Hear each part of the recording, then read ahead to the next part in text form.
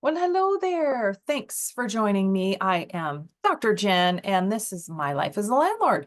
I'm so pleased you've joined me for today's show, where we are exploring the location-specific tenancy guidelines for the great province of Manitoba. In all of my location-specific episodes, I have included hyperlinks to all of the resources I'm going to talk about. And if you're watching on YouTube at My Life as a Landlord, you will see me screen share and go through each of these.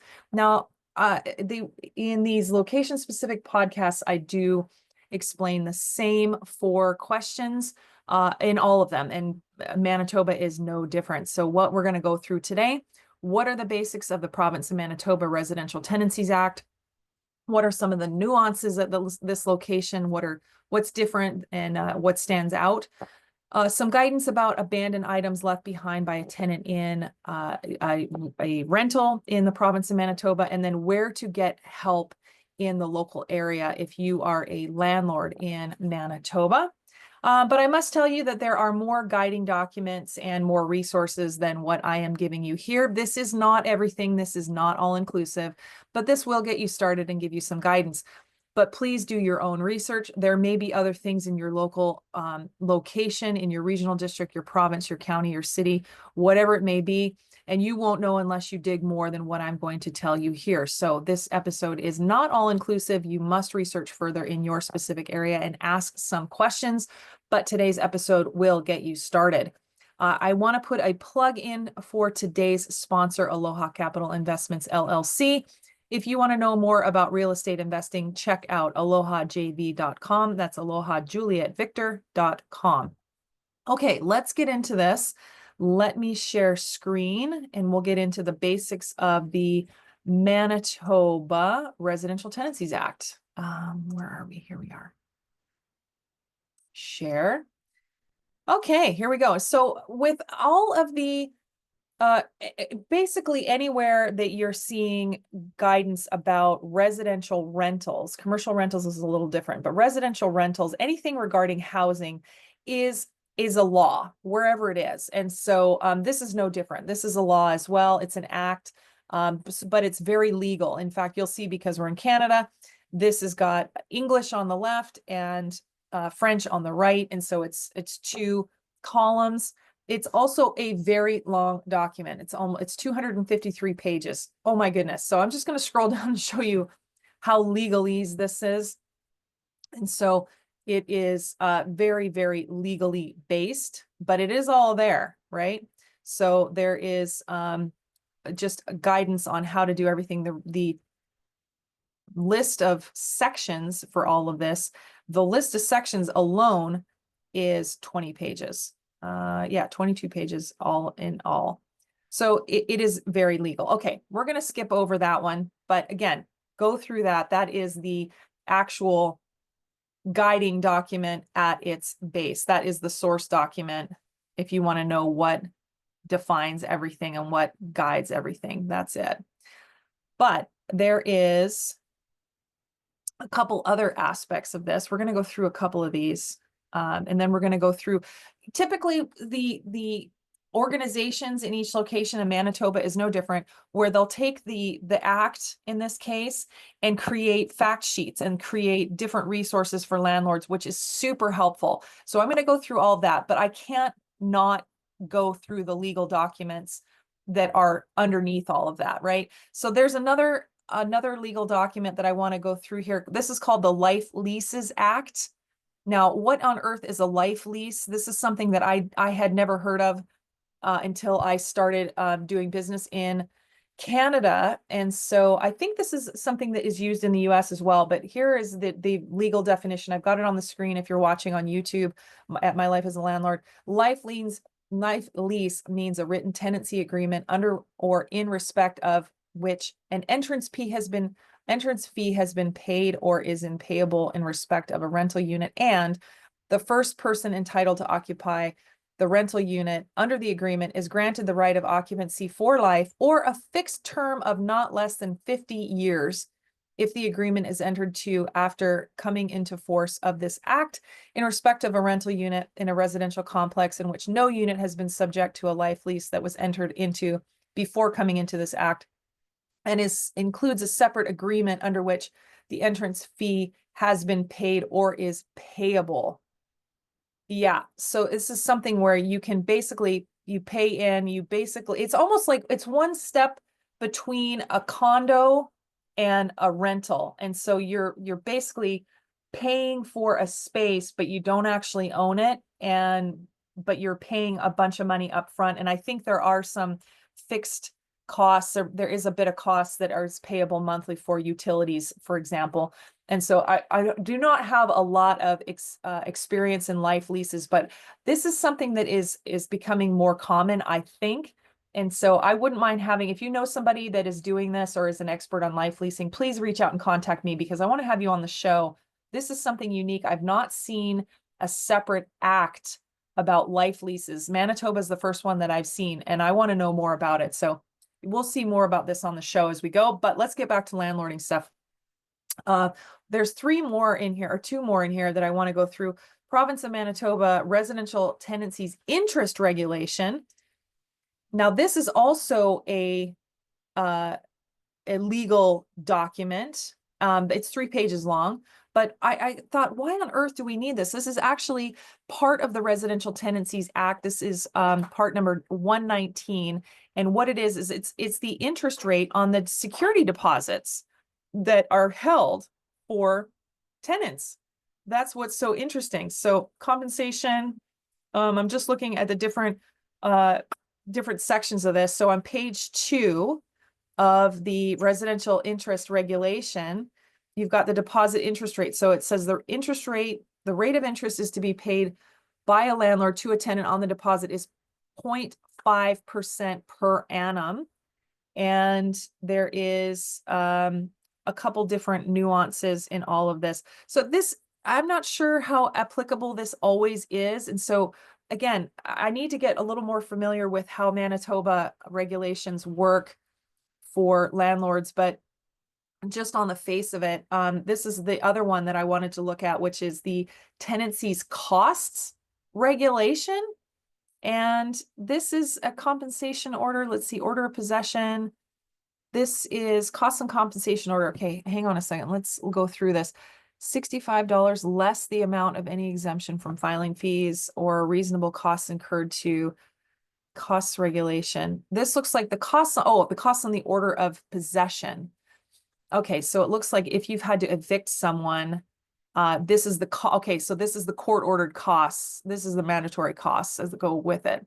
Okay, interesting. This seems like a very long document to say a few things and have a couple of dollar amounts, but that's what we have.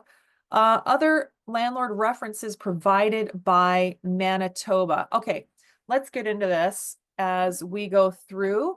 I am at www.gov.mb.ca. Oh, hang on a second. Okay, sorry, I'm filming this on a cruise ship, and we've got an announcement going on. We just pulled into New Zealand, and they have to make all kinds of announcements about people not taking food onto shore in New Zealand. That's a problem. And so they're coming on, and every few minutes they will say this. So I thought I missed them all, but here we are. But oh, we're almost done. Okay. So okay. Here we go.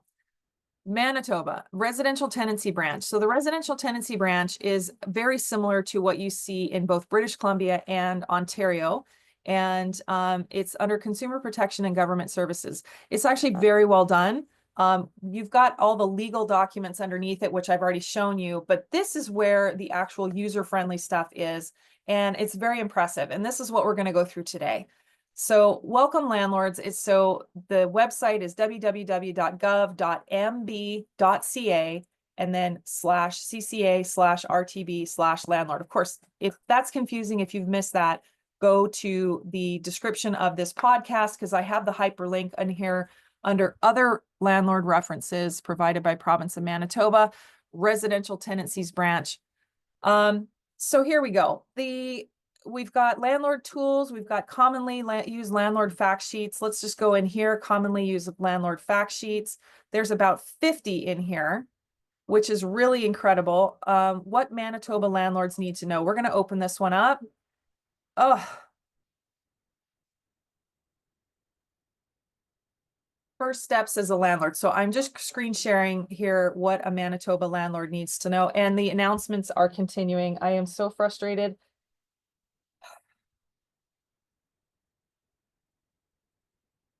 Okay, here we go. What Manitoba landlords need to know. It looks like this is a booklet that has been made into a PDF, or a PDF that's been made into a booklet. So you've got first steps for new landlords. So if you're a new landlord in Manitoba, this is where you can start: forms, policies, rights, and responsibilities, settling disputes and hearings, and finding the right tenant. This talks about screening your tenants, starting a tenancy, which is good. Tenancy agreements can be oral, written, or implied, or maybe a fixed term or month to month. Okay, so if you're a new landlord, do not do an oral agreement. Please get it in writing. My goodness. Form gives you information about rental and parking fees, how much you must pay, notice to the tenant, house rules, and deposits. So let's talk about this. Let's just go through some of this. So the Residential Tenancies Act in Manitoba allows you to collect the following deposits. Security deposit. You can charge the tenants a security deposit at the beginning of the tenancy or when someone else takes over the tenancy agreement. Keep the deposit until the end of the tenancy. It can be used to cover any unpaid rent, damage repair, or extra cleaning needed after a tenant moves out. The security deposit can never be more than 1/2 month's rent. 1/2. Pet damage deposit. If you let tenants have pets, you can charge a pet damage deposit. This deposit can be used to pay for any extra cleaning or damage done to repair to a unit by building a tenant's pets. Pet damage deposit typically can be, okay, so a pet damage deposit paid on or after 2014 can be paid up to 1 month's rent. Tenants who have service animals like a guide dog do not pay pet damage deposits. Okay, so that's a pet damage. So that's interesting. So the security deposit is only 1/2 a month's rent, but the pet damage deposit can be up to a full month's rent. Huh, that's different than BC or Ontario. Interesting. Okay, and then there's a third deposit, tenant services security deposit. If you provide services to tenants in your building, including meals, cleaning, or transportation, you can charge a tenant services security deposit. This deposit is held until the end of a tenancy to cover any unpaid services, charges, or other related money owed.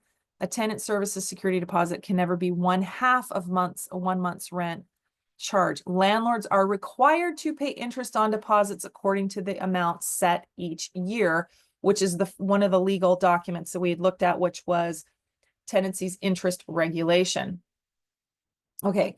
Rental unit condition report. This is when you move in, you want to do a condition inspection and you both sign it. That's important. During a tenancy, rent increases. Here we go. Once every 12 months, you can increase the rent on a rental unit. You cannot be inside a fixed lease when you do this, right? You have to either be in a periodic or at the end of a written lease. Maximum rent increase is that you can, oh, wait a minute. Each year, Manitoba government sets the annual rent increase guideline. This is the maximum amount. Okay, so let's just Google real quick. Manitoba rent increase for 2025. And I bet it's going to jump up. So 1.7% is what it is for this year.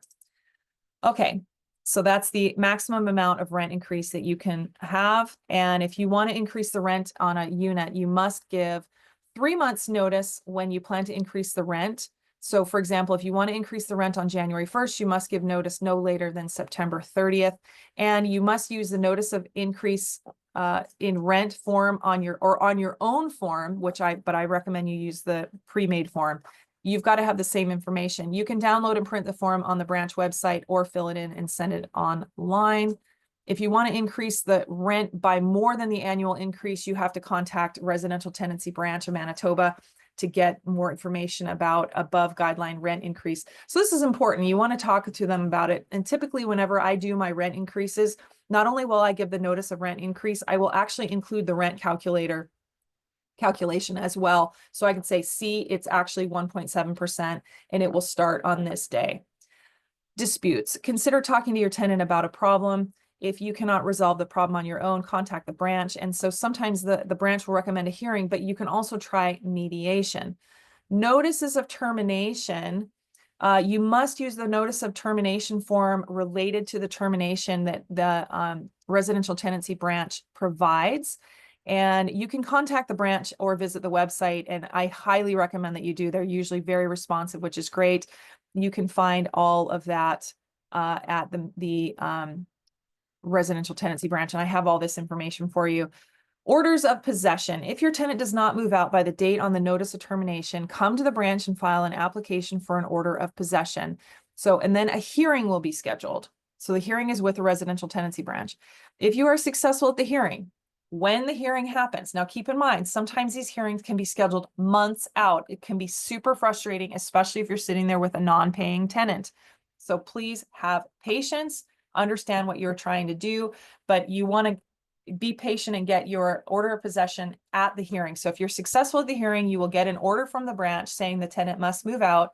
If the tenant doesn't move out by the date given on the order, you can enforce that order with the courts and have the sheriff's officers remove the tenant from the unit. In other locations in Canada, a bailiff will do the exact same thing. The branch charges an application for orders of possession, and there's all kinds of calculations for that. Orders of possession, you can contact the branch manitoba.ca/RTB for that. Okay, at the end of a tenancy, you want to do a move out checklist, assuming that you're not evicting anybody, you're just doing a regular move out. You want to do a end of condition rental unit condition report at the end of it. And then you want to return your deposits. You want to return the security deposit or the pet damage deposit or the tenant services deposit. You must return all the deposits plus interest within 14 days at the end of tenancy, and you can use the deposit interest calculator. Like, as I mentioned, there is a deposit interest calculator, just like a rent increase calculator. You want to include that deposit interest calculator to know exactly how much you're supposed to have given them. And they will take information from you. When did your lease start? How much did you collect? When are you giving the deposit back? And they will calculate the entire thing for you, which is cool. So if you are making a claim, meaning you're about to deduct something from the security deposit from one of your tenants, you claim against the deposit, you may want to keep all of or part of a deposit if your tenant has not paid rent or tenant service charges. That's important. If they've left damage or their pet has left damage, or they've left the unit dirty. In this case, you must send the tenant a written notice of the claim against the deposit within 28 days. Now, here's the trick, is that there are 14 days to return it and 28 days to dispute it. So in there, I guarantee you your tenant is going to be asking, hey, where's my security deposit? You want to communicate in advance and saying, I am making a claim. This is what's going on. In fact, if you're smart, which you are, if you're listening to this podcast, you would typically do a walkthrough with the tenant in advance before and say, look, you need to repair this. You need to clean that. You need to make sure things are fixed, especially if they've had, let's say they've had a dog that's chewed the trim on one of your doors or something, or you've got a punch hole in one of the drywall pieces. You can say, look, that's not normal wear and tear. You need to repair that, or I have to deduct that from your security deposit. None of that should be a surprise to them. But I'm just bringing to note to you that there appears to be a day mismatch between when you're supposed to return all of your deposits plus interest in 14 days and the amount to notify a tenant of making a claim. They're not the same, and it can be a little confusing. So, but you want to communicate, because your tenant's going to want to know what's going on, and they're going to want their money back, right? So you can make a claim for compensation if you suffered a financial loss. The loss took place during the tenancy, or if the tenant is responsible for the loss, plus the amount of the loss. So you've got to file a claim at the tenancy branch. Okay, hearings and mediation. To walk you through how to do this, if you want to know a little bit more about it, it's very important that you educate yourself in advance. If you are either requesting a hearing or you think you're going to be requesting a hearing, you must follow every single thing they tell you. You've got to do in here saying, if you're going to have a hearing, you must bring 2 copies of your evidence. You must bring any witnesses with you. If they cannot come, they must provide a written statement as their evidence. If the branch does not get that, they will not consider evidence received after the hearing. Okay, so this is really important that you do your homework in advance. If it's possible, if you know you're headed to a hearing, I highly encourage you to go to a hearing that's not yours.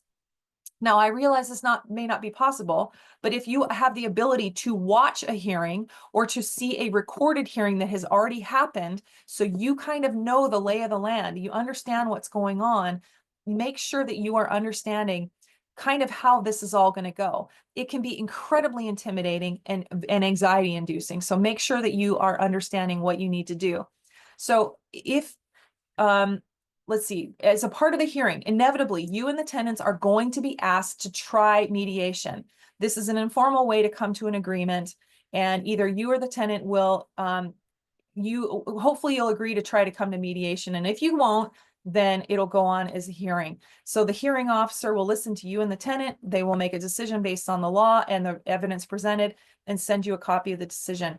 You can appeal it with the Residential Tenancies Commission in Manitoba, but what's end up happening is if you've got everything written and everything is reasonable and you've done all you possibly can to alert the tenant or to talk to the tenant or to give them sufficient warning and sufficient time and sufficient notice, it is a good chance that you will win. But however, you just never know. I've had hearings go sideways that you have no control of, you never see coming. It's sort of a crapshoot. You have no idea if that's actually going to happen or not. Okay, so that is just a bit of a what Manitoba landlords need to know. That's just that. But let's talk a little bit more about some of these other ones. Let's find another couple good ones that are really good. So I'm just back on residential tenancy branch, commonly used landlord fact sheets. Let's pull one up. Let's see, bed bug information. Okay, bed bug information. Bed bug information for landlords and property managers. Okay, so this is a 2-page slick. Actually, it's 1 page. The second page is just contact information for residential tenancy branch, which is www.gov.mb.ca. And then this was all about bed bugs. So early detection, control, preparation, inspection after treatment, prevention, furniture removal. So it's talking about what to expect, how to do it. Condition reports. Let's see. Hopefully, I wonder if this is the same as the ones they use in Ontario. Oh, this is just about the condition report. This isn't the condition report itself. Okay. I'm in the fact sheets. Let's go over to forms. So you can see on the left-hand side of this website, you've got online tools. So you've got the acts and regulations, administrative penalties, book of presentation, claims and order of possession, deposit interest rate, calculator, that's important. The fact sheets, fees, forms, policy guide, life leases. Actually, let's click on life leases. So this is more about the life leases that we had talked about, which is kind of cool. Forms. Let's go to forms and the online tools that the forms have. This is kind of interesting. And I'm just going to shut that door here. Here we go. So the forms, there's actually a number of forms on here. My goodness, there's probably 40 forms on here. Easily 40 forms. So let's just start at the basic one. Standard Residential Tenancy Agreement. Form 1. Love it. Go in here. Okay. Oh, it's a Word doc. Okay, it opens up. Well, that's cool. So that you can change it. Okay, hang on a second. I'll make sure my screen share captures what we're seeing here. Come on, open up.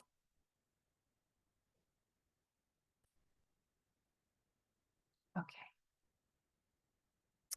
Oh, hang on. I don't think my screen share changed. Hang on. Let me make sure I've got this. Screen share, and here it is. Let me change it to that one. Okay. So this one, Schedule 1. So this is interesting. So it's got the Standard Residential Tenancy Agreement. And this is where you can actually fill it out. This is actually really helpful. Well done, Manitoba. Super impressed. So you can actually just print this off and use it straight up as is. It's not a pre-made form. In BC, it's a pre-made form that you fill in the forms. This is actually a Word document that you can just type right in. So it's there's the landlord, there's the tenant, rental unit. Is it registered as a condominium? Yes or no? I'm assuming you would use that as a life lease because no, actually you wouldn't. You can rent a condo. If you're the owner of the condo, you can rent your condo, meaning there would be a strata, or in the States, they call it a homeowners association, or in Australia, they call it a body corporate. but no, it would be condominium. If the unit is registered as a condominium, the unit may be sold. Okay, got it. Okay, term of the tenancy, fixed term or periodic tenancy. So if it's, for a year or month to month, whatever it is.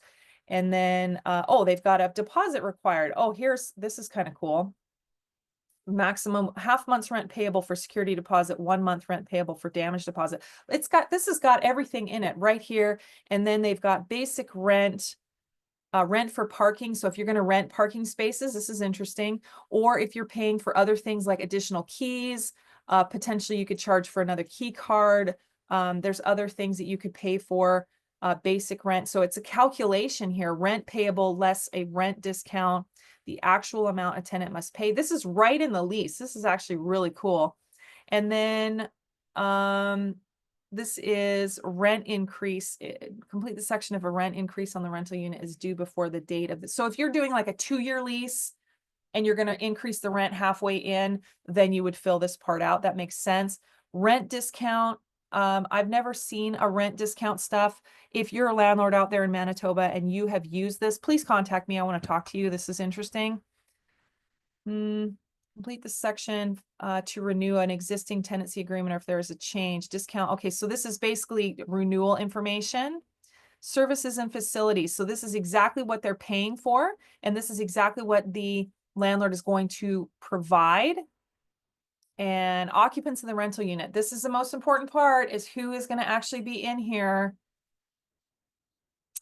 Use of unit is for residential purposes only, meaning you cannot operate a business in here without consent.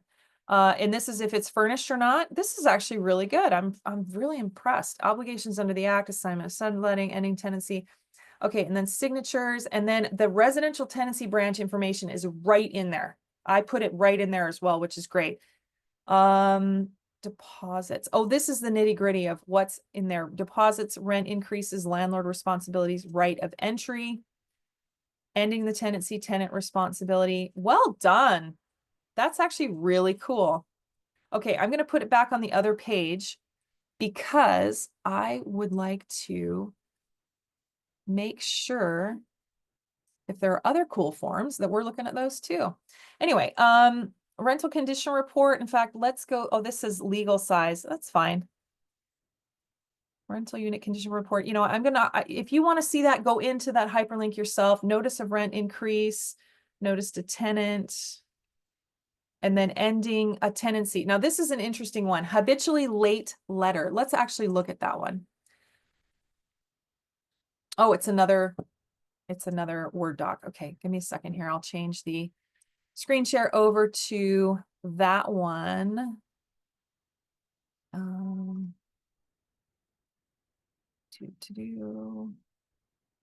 and it's not letting me. Author would like you to open it read only. Yes, let's read only. That's fine. Okay, and then screen share. And we are going into here. Okay, so this is interesting with, sorry, I always say that. It is interesting to me. Can you tell this is why I started a podcast about landlording? Because I get excited about this stuff. So this is, the landlord must give this letter to the tenant at the same time the late rent is paid.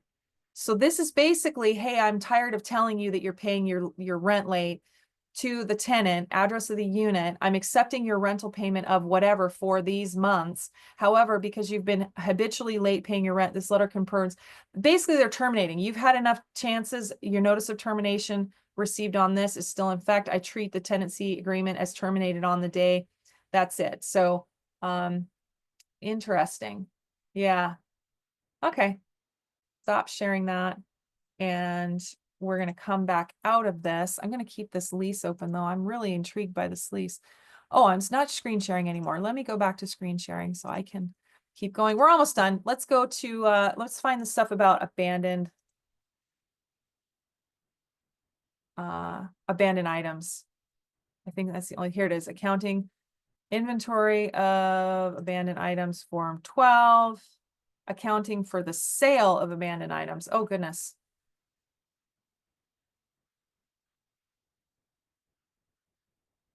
Okay, so this is form 12. Oops, I didn't open it. Hang on. Form 12, Form 13.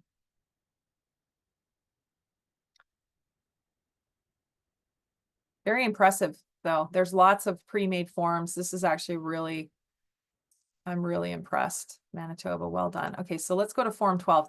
Form 12, this is when you have an abandoned items. Let's say you have either had a tenant who's been evicted or a tenant that has abandoned the item, the unit. Now, why would they abandon the unit? Either they are deceased, they are incapacitated, meaning they've been injured and now they're in the hospital, or they're in an assisted living and they're not coming back, or they're incarcerated, right? There's some reason, or they've been deported, right?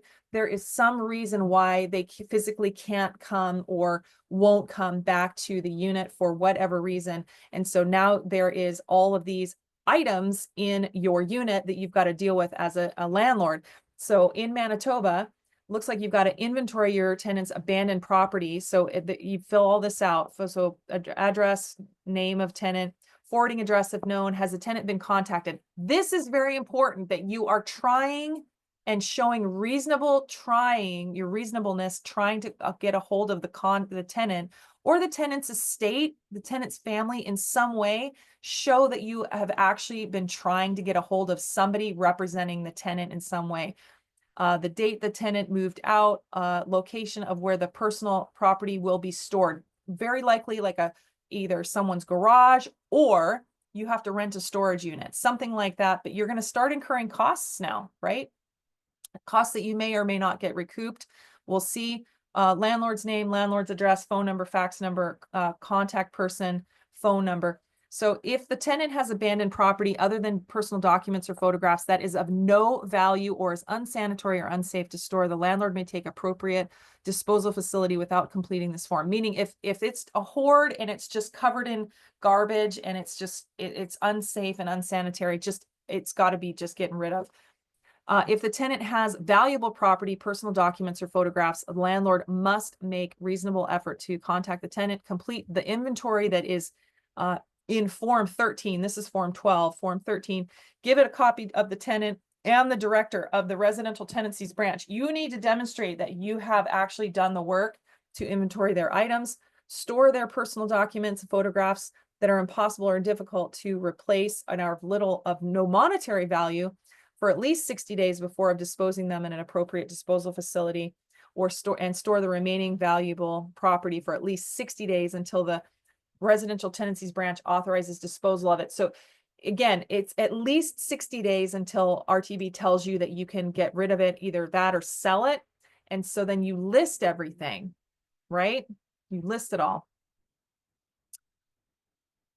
And that's it. But I guarantee you this is probably not going to be enough space, right? So that's Form 12. Let's just look at the whoop, screen sharing is stopped. Shared windows closed. That's okay.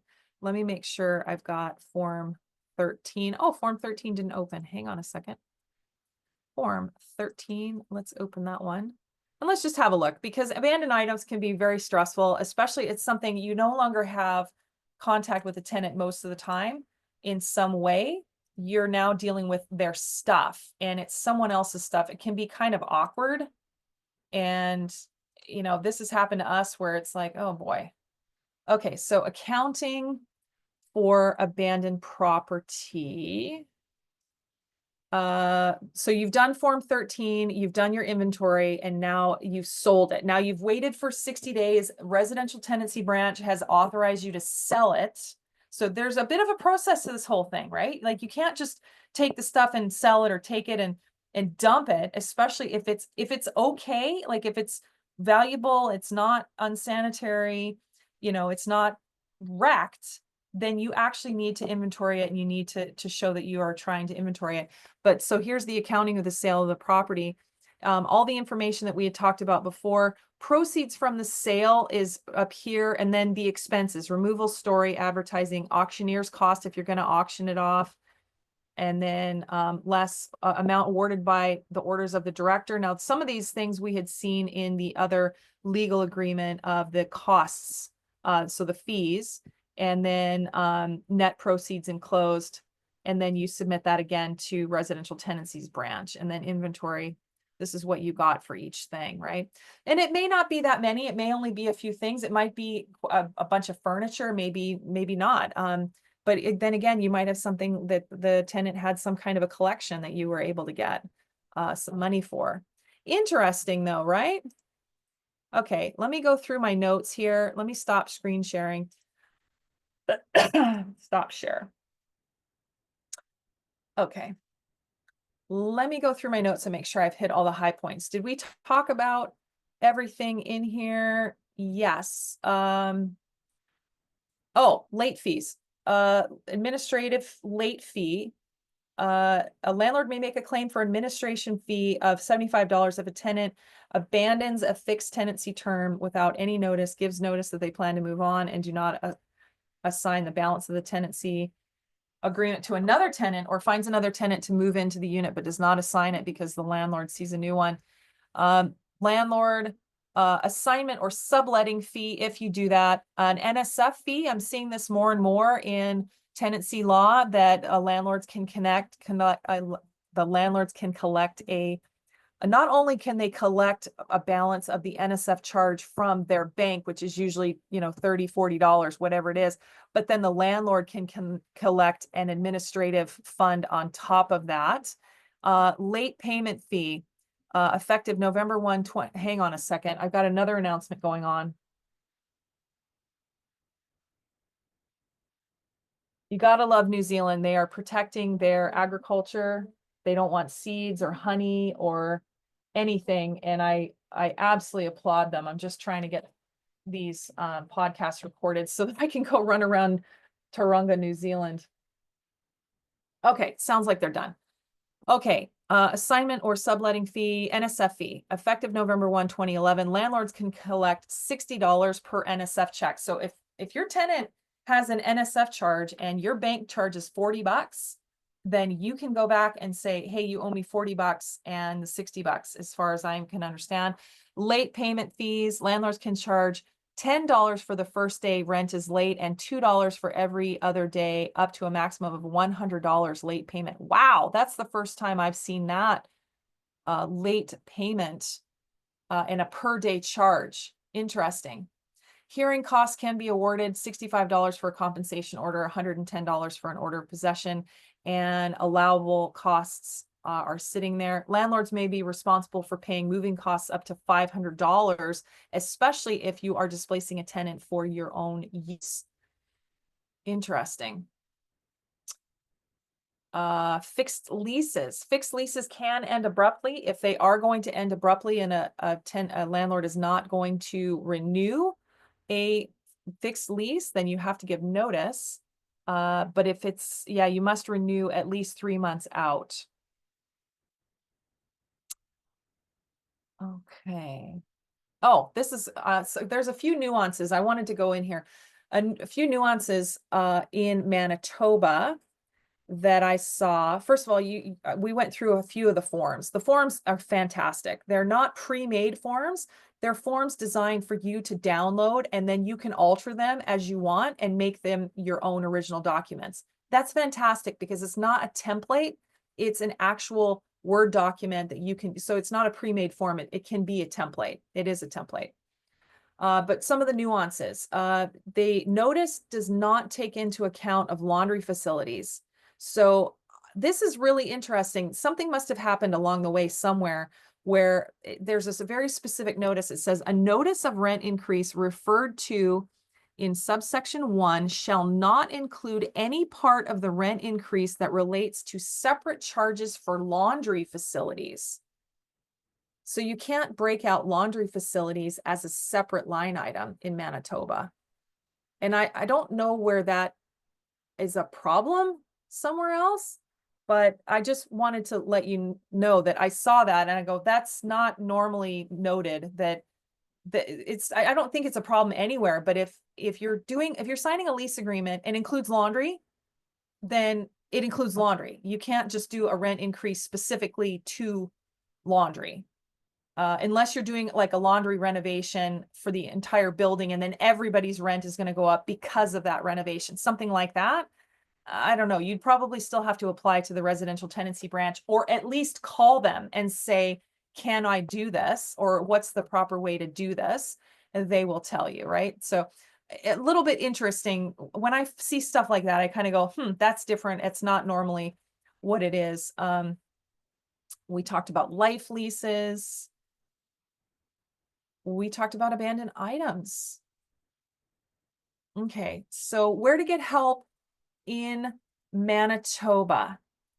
Manitoba has so much information, regardless if you are a tenant or a landlord. You want to go to the residential tenancies branch and really just start clicking online tools. There's all kinds of information. There is actual fact sheets for tenants. There's information for tenants, and then there's landlord tools as well, fact sheets, forms. We've talked about this a bit already. I've gone into some of this, but there is a contact us if you are a landlord and you need help. But I imagine that these contact us sheets are very similar, regardless if you're a tenant or a landlord. But I highly encourage you. They actually have an email address. They have the website. I'll say it again, is www.gov.mb.ca. That is the website to residential tenancy branch in Manitoba. But they've got 3 offices. The main one is, of course, in Winnipeg. Then there's an office in Brandon. There's an office in Thompson. You can email them as well, or I highly encourage you to just pick up the phone and call them. So the phone number at the main branch in Winnipeg is 204-945-2476. But you can email them as well. And their email is rtb@gov.mb.ca.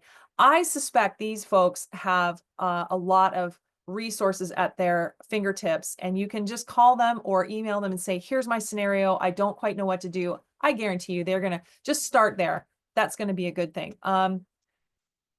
Let's see. I think we're there. Let's wrap it up here. Each of my location-specific podcasts is set up in the exact same way, answering the same 4 questions. And today we did this for Manitoba.